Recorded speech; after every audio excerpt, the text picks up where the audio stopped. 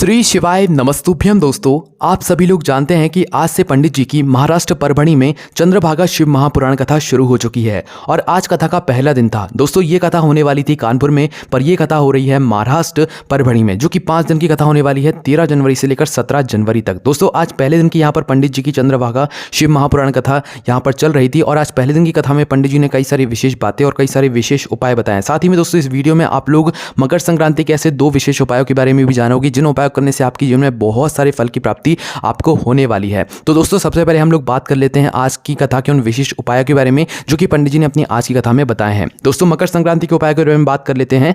दोस्तों, मकर संक्रांति के दिन अगर आप चाहते हैं कि आपके घर में कभी भी कोई रोग बीमारी आपके घर में प्रवेश ना करे, अगर कोई पहले से है तो भाई वो ठीक हो जाए, या आपके घर में धन की बहुत ज़्यादा कमी है, माँ लक्ष्मी हमेशा आपसे प्रसन्न नहीं रहती हैं, धन की कमी आपके घर में होती ही रहती है, तो दोस्तों मकर संक्रांति के दिन मतलब कल के दिन, किस दिन 14 जनवरी 2023 शनिवार के दिन आपको क्या करना है दोस्तों, तिल और गुड़ के लड्डू बनाने हैं। ठीक है, तिल और गुड़ को मिलाकर लड्डू बनाने हैं। ठीक है, लड्डू बनाते समय आपको तिल और गुड़ के लड्डू के बीच में एक लक्ष्मी का स्वरूप रखना है, मतलब 1 रुपये या 2 रुपये का सिक्का रखना है। ठीक है, इसी तरीके के 5-6 आप लोग लड्डू बना लो या 10 लड्डू बना लो, उनको पैक कर लो एक डब्बे में। ठीक है, डब्बे में पैक करने के बाद दोस्तों मकर संक्रांति के दिन प्रातःकाल सुबह सुबह जब आप लोग मंदिर जाएं तो इससे जो है मंदिर में जाकर दान करके आएँ। ठीक है, इससे होगा क्या कि इस उपाय को अगर आप लोग मकर संक्रांति के दिन करेंगे तो इससे आपके घर में माँ लक्ष्मी की कृपा होगी। साथ ही में दोस्तों, आपके घर में कभी कोई रोग बीमारी प्रवेश नहीं करेगा। अगर कोई पहले से कोई बड़ा रोग बीमारी है तो भाई वो भी ठीक हो जाएगा।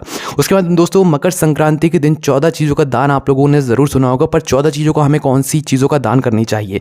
सबसे पहली बात दोस्तों, मकर संक्रांति के दिन आप कोई भी ऐसी वस्तु किसी को दान कर रहे हैं जिसकी उसको सबसे ज़्यादा आवश्यकता है, तो वो दान आपका सर्वश्रेष्ठ रहेगा। ठीक है, तो 14 प्रकार का जो यहाँ पर पंडित जी ने दान बताया है वो ये बताया है कि आप लोगों को 14 बार भगवान के नाम का जो है यहाँ पर जाप जरूर करना चाहिए। जैसे कि कोई आपसे मिल गया तो सीताराम उससे कर लिया, श्री शिवाय नमस्तुभ्यम बोल दिया। इस प्रकार से 14 लोगों को जो है आप लोगों को भगवान के मंत्रों का जाप जरूर करना है। उनसे यहाँ पर श्री शिवाय नमस्तुभ्यम या सीताराम या राधे कृष्ण जो है जरूर बोलना है मकर संक्रांति के दिन। इससे आपको जो है बहुत ही विशेष फल मिलता है। साथ ही में दोस्तों, मकर संक्रांति के दिन प्रातःकाल ब्रह्म मुहूर्त में उठकर आपको स्नान करना है। उसके बाद में दोस्तों, अगर हो सके तो किसी पवित्र नदी में स्नान जाकर आप लोगों को करना है। अगर घर में कर रहे हैं तो भाई आप अपने जल के अंदर जो है गंगा जल डालकर यहाँ पर स्नान कर सकते हैं, काली तिल को डालकर स्नान कर सकते हैं। इससे आपको बहुत ही विशेष फल की प्राप्ति होगी।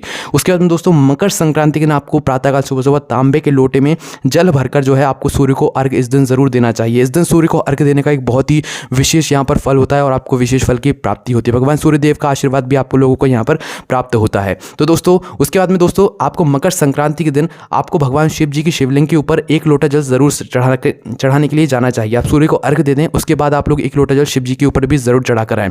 पर दोस्तों, शिव जी के ऊपर जब आप लोग जल चढ़ाने जाएं तो उस लोटे जल के अंदर आप लोगों को थोड़ी सी काली तिल भी डाल लेनी है। ठीक है, इसका एक अलग ही महत्व है। मकर संक्रांति के दिन काली तिल का एक अलग महत्व होता है और इससे भगवान शिव जी बहुत जल्दी प्रसन्न होते हैं। तो आपको अपने 1 लोटे जल के अंदर थोड़ी सी काली तिल डालना है और शिव जी के मंदिर पहुंचकर शिव जी की शिवलिंग के ऊपर इस जल को चढ़ा देना है। ठीक है, इस जल को चढ़ाने का एक अलग महत्व होगा और भगवान शिव जी से आप आशीर्वाद लेकर अपने घर आ सकते हैं ना। उसके बाद दोस्तों, अगले उपाय की अगर हम लोग बात करें तो आप शिव जी की शिवलिंग के ऊपर 108 कोई भी सामग्री चढ़ा सकते हैं, जैसे कि 108 चावल के दाने, 108 बेलपत्री या 108 फूल या 108 जो है सफ़ेद फूल या सफ़ेद फूलों की पंखुड़ियों से आप शिव जी का श्रृंगार कर सकते हैं। ठीक है, और अगर आप लोग 108 चावल के दाने चढ़ा रहे हैं, 108 बेलपत्री चढ़ा रहे हैं या 108 कोई भी सामग्री चढ़ा रहे हैं, तो आप एक एक करके चढ़ाएंगे तो इसका आपको विशेष फल यहाँ पर देखने के लिए मिलेगा। मकर संक्रांति के दिन आपको बहुत ही विशेष फल यहाँ पर देखने के लिए मिलेगा।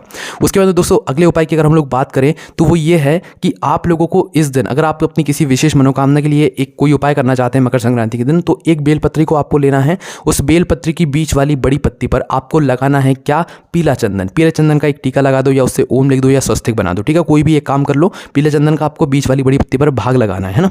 उसके बाद दोस्तों, जो बेलपत्री होती है उस बेलपत्री की तीनों पत्तियों की एक डंडी एक जगह आकर मिलती है, जिसे हम लोग जो है मध्यस्थ भाग कहते हैं। ठीक है, बेलपत्री में जहां पर तीनों पत्तियों की डंडी आकर मिलती है एक बेलपत्री में। ठीक है, तो उस उतने से भाग में, मध्यस्थ भाग में आपको थोड़ा सा शहद लेना है और वो लगा देना है। लगाने के बाद दोस्तों, अपनी मनोकामना को करते हुए प्रातःकाल सुबह सुबह शिव जी के मंदिर पहुंचकर इस बेलपत्र को शिव जी की शिवलिंग के ऊपर आपको समर्पित कर देना है। इससे आपको बहुत ही यहाँ पर विशेष फल की प्राप्ति होगी, मनोकामना भी आपकी बहुत जल्द पूर्ण होगी।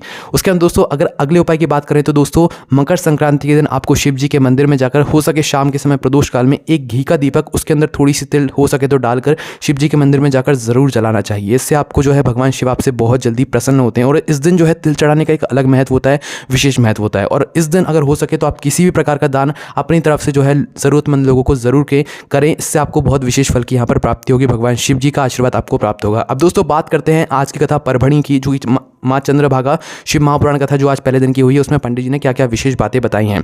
दोस्तों सबसे पहले पंडित जी ने यहाँ पर ये बातें बताई हैं कि कथा को सुनने के लिए, शिव महापुराण कथा को सुनने के लिए 3 तरह के लोग आते हैं। सबसे पहले जो लोग आते हैं वो होते हैं श्रोता, ठीक है। दूसरे जो लोग होते हैं वो होते हैं सोता।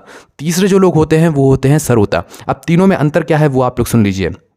सबसे पहले जो श्रोता आते हैं वो सिर्फ कथा को सुनने के लिए आते हैं, उन्हें किसी से कोई मतलब नहीं रहता है, कोई लड़ाई झगड़े से कोई मतलब नहीं रहता है। श्रोता जो आते हैं कथा को सुनने के लिए, शिव महापुराण कथा को सुनने के लिए, वो सिर्फ यहाँ पर कथा को सुनने के लिए आते हैं, उन्हें किसी से ज़्यादा कुछ मतलब नहीं रहता है। श्रोता जो आते हैं वो कथा में आते हैं पर वो कथा को सुनते सुनते सो जाते हैं क्योंकि उनको उनके मन को यहाँ पर शांति मिल जाती है। उसके बाद जो सरोता जो मतलब यहाँ पर पंडित जी ने बताया तीसरे तरीके के जो लोग होते हैं कथा को सुनने के लिए आते हैं, वो यहाँ पर कथा की बातों को कतरने के लिए आते हैं कि पंडित जी ने कौन सी बात बताई है, कौन सी बात नहीं बताई है, कौन सी बात बताई है उस पर यहाँ पर कोई वो मतलब सरोता वाले लोग जो है यहाँ पर बात नहीं करेंगे, जो बात नहीं बताई है उस पर यहाँ पर सरोता वाले लोग जो है यहाँ पर बात करते हैं। तो ये 3 तरह के जो है लोग पंडित जी ने अपनी आज की कथा में बताए हैं। उसके बाद दोस्तों पंडित जी ने जो अगली बात यहाँ पर बताई है वो ये बताई कि अगर आप अपने घर में कितना ही पैसा कमा रहे हो, लाखों रुपए भी कमा रहे हो या कितना ही अच्छा काम कर रहे हो, पर अगर आपके घर के लोग आपका ही सम्मान नहीं कर रहे हैं, आपको ही आदर नहीं दे रहे हैं, तो आपके वो पैसा कमाने का भी कोई फ़ायदा नहीं है और आपके होने का भी वहाँ पर कोई फ़ायदा नहीं है। तो इसलिए सबसे पहला आप ये काम करो कि आप अपने घर में जो है यहाँ पर सभी लोगों को जो है थोड़ा भगवान की ओर अग्रसर करो ताकि सभी लोग एक दूसरे से अच्छे से बात करें, इज्जत से बात करें और प्रेम से सभी लोग रहें।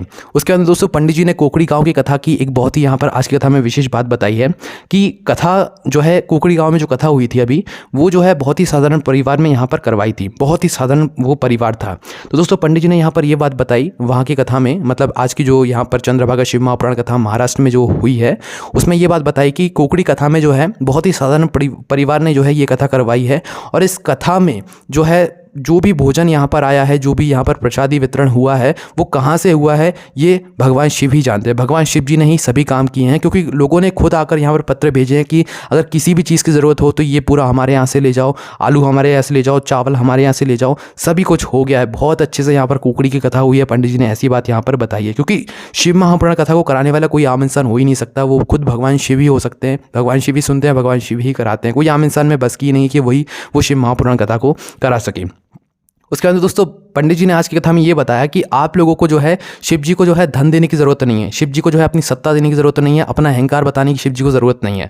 आप बस शिव जी को जो है यहाँ पर अपने मन और अपने दिल से शिव जी के मंदिर पहुँचकर शिव जी के मंदिर में बैठकर श्री शिवाय नमस्तुभ्यम का भी अगर आप लोग जाप कर लेते हैं तो भगवान शिव एक मंत्र से ही आपके बहुत ज़्यादा खुश हो जाते हैं। और दोस्तों जो भी व्यक्ति मंदिर शिव मंदिर जाता है, उस शिव मंदिर जाए हुए व्यक्ति जब बाहर निकलता है और उस व्यक्ति के मुख का जो लोग भी दर्शन करते हैं उनको जो है यहाँ पर उस व्यक्ति का कुछ फल की प्राप्ति हो जाती है, मतलब कि उस व्यक्ति के सारे पाप जो है नष्ट हो जाते हैं, कुछ हद तक जो है पाप नष्ट हो जाते हैं और कई यज्ञों का फल जो है उसे प्राप्त हो जाता है।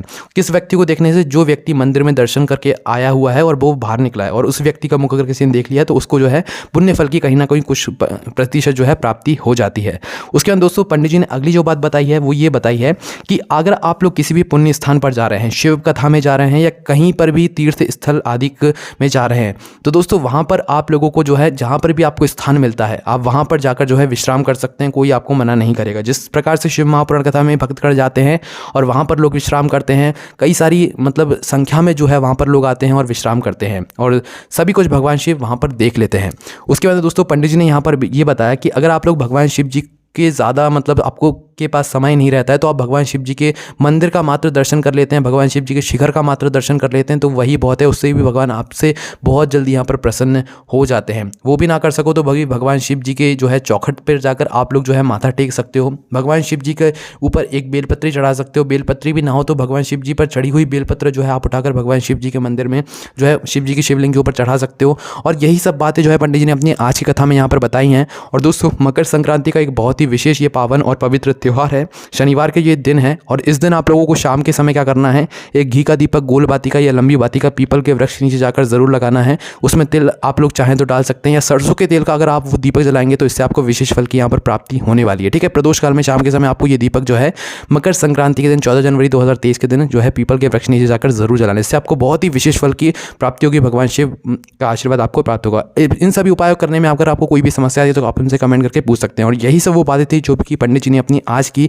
यहाँ पर परभणी शिव महापुराण कथा में यहाँ पर बताई हैं, माँ चंद्रभागा शिव महापुराण कथा में बताई हैं। कोई भी समस्या आदि कमेंट करके पूछ सकते हैं और यही सब जानकारी आप हमारी वेबसाइट भोलेनाथभक्ति.com पर भी जाकर पढ़ सकते हैं। ओम नमः शिवाय, जय भोले बाबा, श्री शिवाय, नमस्तुभ्यम।